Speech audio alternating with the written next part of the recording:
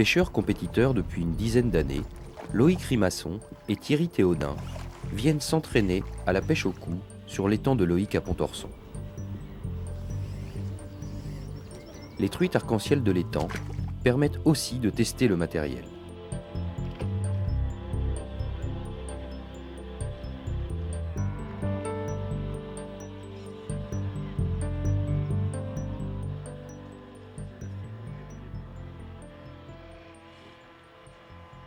Loïc, là on est en entraînement.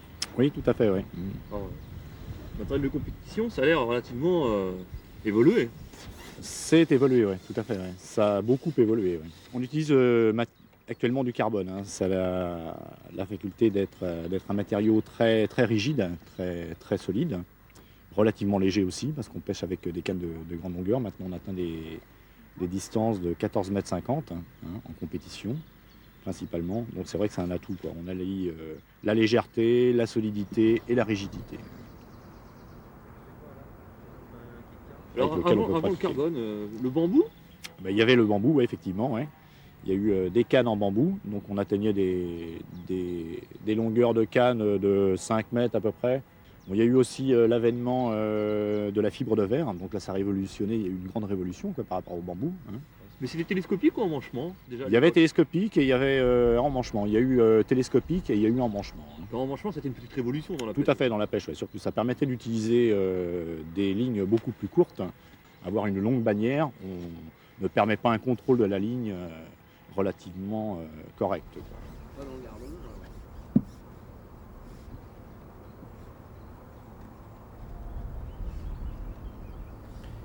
Évolution. C'est le mot-clé pour évoquer le matériel de pêche de ces dernières années. Il y a bien sûr les cannes, fabriquées aujourd'hui avec des matériaux modernes, mais aussi les sillons creux, avec élastique intérieur, ainsi que tout le matériel dont ont besoin les pêcheurs compétiteurs.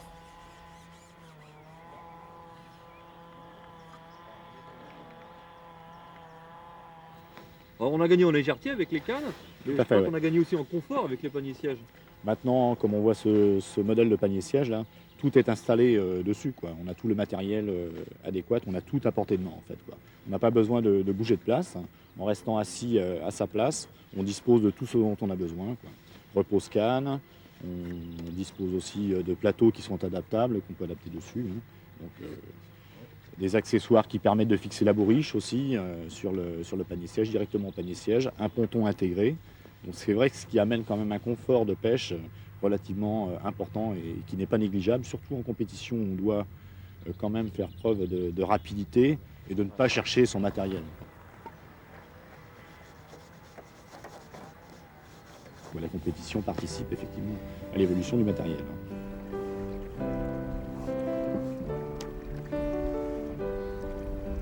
Tout est étudié pour améliorer la rapidité et l'efficacité lors d'une compétition. Le seul inconvénient notoire de ces cannes, c'est leur fragilité. Elles doivent être manipulées avec précaution. Pour mettre toutes les chances de son côté, Loïc organise de manière ordonnée chaque étape de ses pêches. Donc là, j'ai les lignes qui sont déjà montées, toutes prêtes. Alors deux lignes sur un pigeoir? Deux lignes sur un pigeoir. Ça me permet d'en mettre un peu plus. Ce sont deux mêmes lignes. Hein. Elles font exactement la même longueur, le même grammage. Donc en fait, ça me permet d'avoir la même ligne. Si j'en casse une, je peux reprendre la ligne qui est identique. Quoi. Et je la mets sur le même pigeoir. Pour une question de rangement, de facilité, ça me permet d'avoir moins de plateaux à transporter, moins de matériel à transporter. Quoi, en fait, hein. Donc tout un éventail de... Tout un panel de lignes. Quoi. J'ai à peu près plus d'une centaine de lignes, 100-150 lignes de montée. Quoi. Pour pouvoir couvrir effectivement toutes les pêches. Quoi. Le monde de la compétition, là, la pêche de compétition, c'est une passion. C'est plus qu'une passion. C'est pas comme ça. Hein. C'est plus fort que ça. Je crois qu'il faut même faire attention au niveau familial, de ne pas déborder. Parce que ça prend beaucoup de temps dans la semaine. Entre chercher son verre de vache, chercher son fouillis. Hein, les préparations d'amorce à la limite, regarder ce qu'on a, monter les lignes, ça fait beaucoup de soirées dans la semaine. Hein. Rouge sang.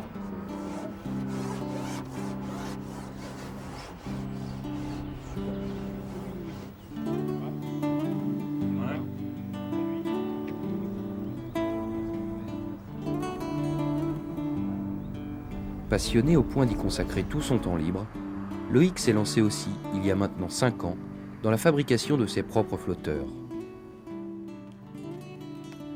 Une activité à laquelle peu de pêcheurs s'adonnent. Pourquoi tu les fabriques toi-même? Bon, je les fabrique moi-même par plaisir déjà, par plaisir, et pour pêcher avec du matériel que je construis, enfin que je fabrique, quoi. Voilà. Alors pour fabriquer ces flotteurs, il nous faut comme matériel principal une petite perceuse ou un moteur quelconque, généralement une Dremel ou une Maxicraft, enfin peu importe la marque, un variateur et un flexible qui va nous servir pour usiner le balsa. C'est assez pratique, c'est assez flexible, c'est pratique pour usiner, quoi. Alors j'utilise une lame de scie à métaux pour couper mon balsa, j'utilise un pied à coulisse, j'utilise quelques petits outils là, pour usiner mon balsa avec de la toile émeri collée dessus. J'utilise un compas à pointe sèche, j'utilise une petite ponceuse, une pince, une pince coupante, une pince, voilà, quelques pinceaux et un réglet. Alors les matériaux utilisés, j'utilise principalement du balsa pour fabriquer mes flotteurs. J'utilise aussi de la corde à piano, inox. J'utilise aussi du rilsan dressé ou un autre matériau, ça peut être de fibre de verre ou plastique. J'utilise aussi de la colle glu pour coller mon balsa sur mon bout de corde à piano. J'utilise aussi des œillets pour pouvoir passer le fil dans le flotteur. J'utilise de la bague silicone en face finale. J'utilise aussi de la peinture, si je veux peindre mes flotteurs ou pas. Et j'utilise comme du diluant pour durcir la surface du flotteur, du balsa, parce que le balsa est un bois très tendre. Et comme diluant, j'utilise de l'acétone. Voilà les principaux matériaux utilisés pour la fabrication des flotteurs.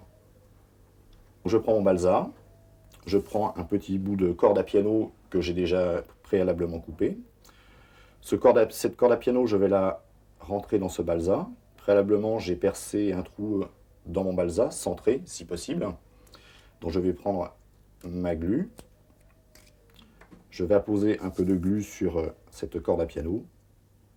Donc là, j'essaie d'introduire dans le trou, voilà, en essayant de ne pas me coller les doigts.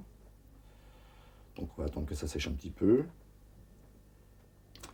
Donc je vais prendre mon petit membrin. Je vais fixer mon balsa sur ce membrin. Voilà. Donc j'appose mon petit tronçon de balsa sur le support. Je vais prendre mon outil et je vais commencer à usiner mon balsa.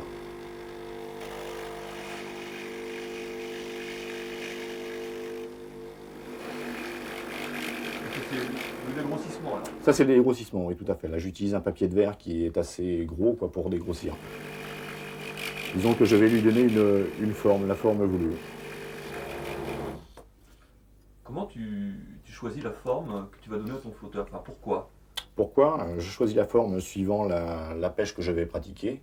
On peut pratiquer une forme boule pour des pêches dans des cours d'eau assez rapides, tels des fleuves, les rivières à courant assez soutenues.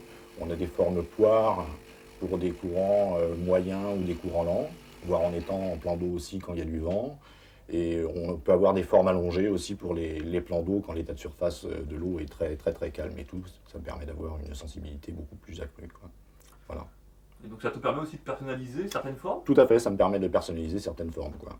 Alors le dégrossissement est fait?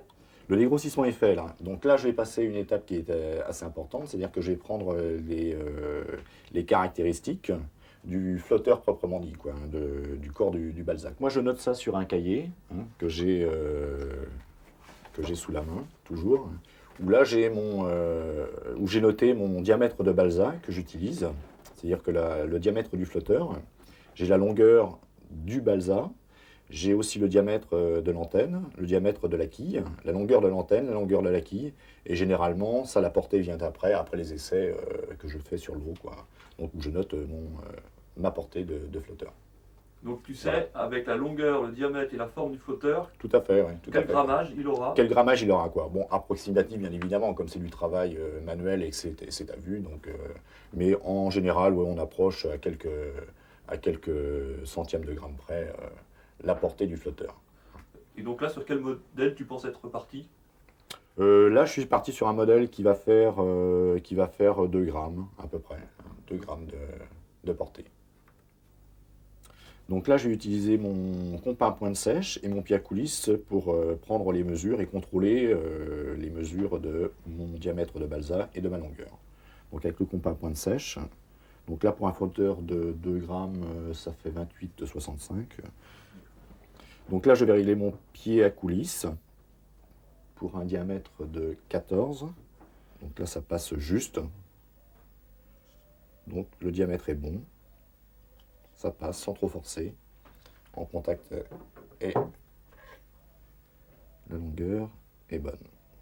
Donc voilà, le flotteur est terminé.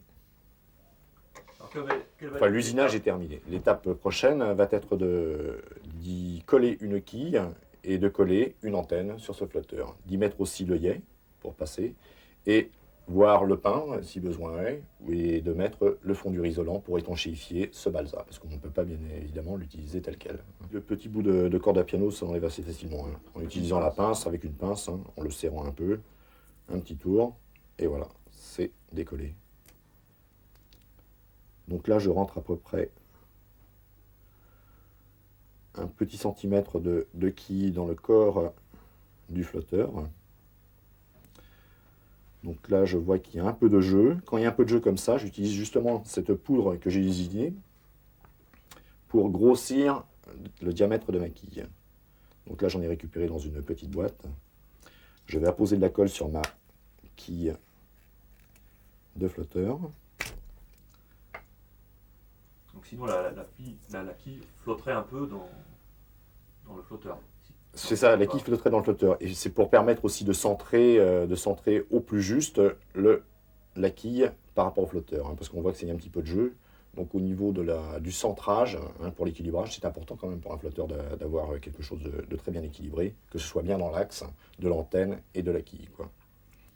Donc c'est pour pouvoir ajuster de façon optimale. Hein. Donc j'appose un peu de colle, il y en a un peu trop. Voilà.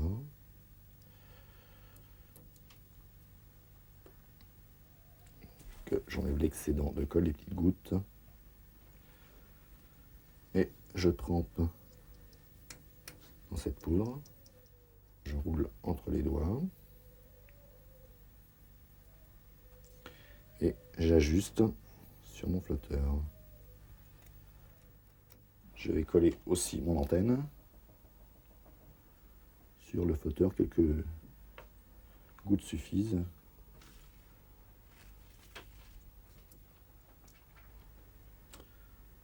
Je contrôle le centrage.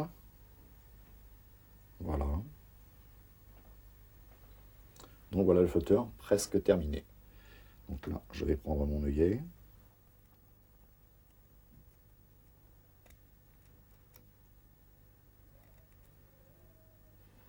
Donc là, je vais appliquer mon fondure. Je vais passer ma première couche de fondure et je vais attendre que ça sèche pour pouvoir appliquer les autres couches. Combien de couches à peu près? Bon, je mets à peu près 4 couches de fondure, hein, de vernis. Hein. Pour nous montrer, donc tu vas pas le laisser sécher pendant 48 heures. Non, bien évidemment. Donc, tu vas continuer à travailler dessus. Donc je vais continuer à travailler dessus pour vous montrer comment se passe la finalisation du flotteur. Tu peux nous montrer comment on peint une antenne? Et bien évidemment. Alors c'est une peinture qu'on trouve assez facilement? Oui, ils vendent des peintures fluorescentes dans le commerce, hein, généralement du rouge et du jaune. Hein. Voilà les peintures les plus utilisées, quoi. Alors qu'est-ce qui manque maintenant à ce flotteur?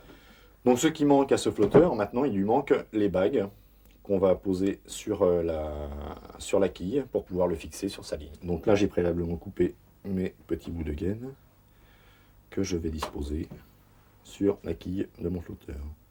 une chose et une étape importante, c'est de marquer effectivement la portée de son flotteur, parce que si on ne le marque pas, on ne saura pas quelle portée il fait. Donc je vais prendre un marqueur. Ce que j'utilise, moi, c'est un marqueur avec une encre indélébile en permanent, et je marque la portée du flotteur.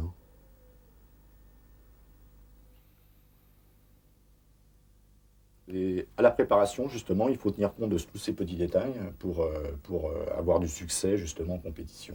Parce que chaque détail compte. Aujourd'hui, Loïc participe à une compétition sur l'étang de Torigny dans la Manche. Les participants sont venus très nombreux et certains viennent de très loin. Cette compétition est organisée par un fabricant d'amorces. Le temps de pêche imparti pour chaque participant est de 2 heures. Et en 2 heures, il faut prélever le maximum de poissons blancs.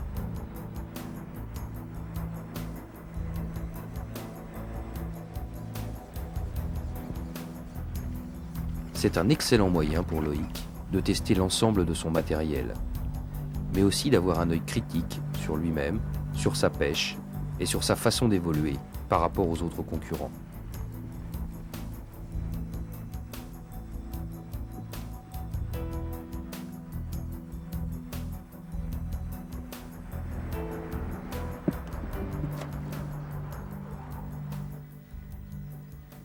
Alors Loïc, ça a donné aujourd'hui? Bon, ça a pêché un petit peu, on a fait quelques poissons, hein, quelques brèmes, quelques gardons et de la petite plaquette. Mais bon, les conditions ne sont pas réunies pour faire des très belles pêches, quoi. Il y a du vent, le vent est de nord-nord-est, et puis il fait froid, quoi. Il fait froid, il n'y a pas de soleil. Et au niveau de la technique, de la compétition, qu'est-ce qui fait la différence dans une compétition entre les pêcheurs?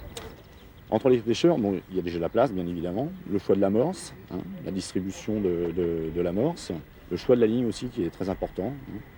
Donc le type d'hameçon avec lequel on va pêcher, lèche aussi, bien évidemment. Bon, c'est tout un tas de paramètres comme ça, de petits détails qui font qu'on réussit ou on ne réussit pas.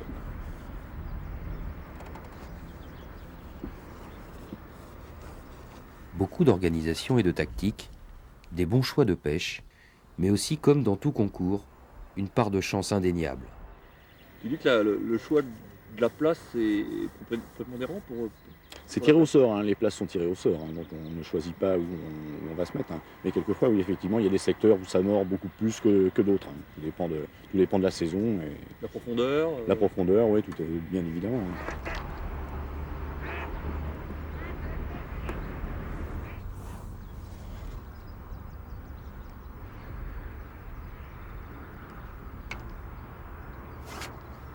Encore quelques prises avant le début de la pesée qui annonce la fin de la matinée.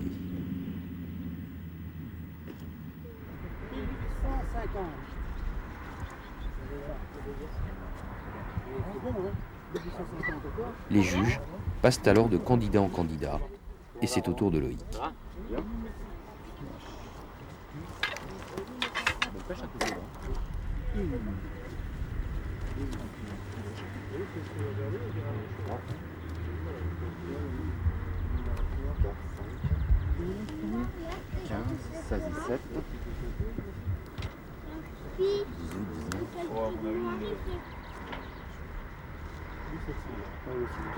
« 1720.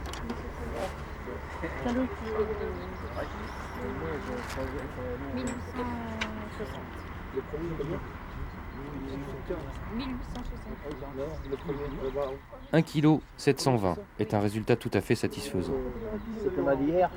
Bonjour. Le premier est cependant loin devant avec 3 kg 220. Loïc se classera 7e sur 60 participants.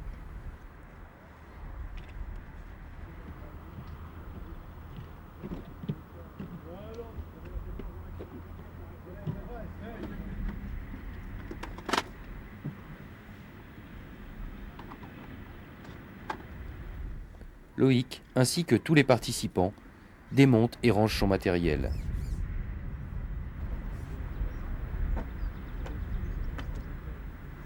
Il prête une attention toute particulière à cette opération pour ne pas abîmer le matériel très onéreux. Comme une canne comme celle-ci avec quelques kits, avec 3 ou 4 kits, il faut compter à peu près dans les 16 000 francs. Quoi. Donc c'est quand 16 même 000 relativement francs. cher. Ouais. Plus les déplacements. Plus les déplacements, plus le panier siège, l'amorce, les èches et tout ça. Donc c'est vrai que ça revient relativement assez cher. Là, c'est pas de chez nous, on est à peu près à 80 km de chez nous, mais on peut faire des compétitions jusqu'à 100, 200, voire 400 km, dans l'est de la France, dans le centre, dans le nord. On se déplace beaucoup. Est-ce qu'on peut chiffrer pratiquement une saison En une saison, il faut compter à peu près dans les... bon, sans l'achat du matériel, bien évidemment, il faut compter à peu près dans les 15 000, à peu près 15 000 francs. Quoi.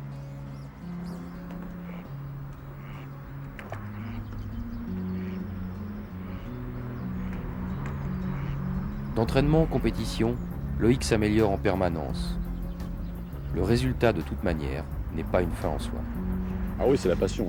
Là, franchement, il faut être passionné pour pouvoir pratiquer la pêche comme ça.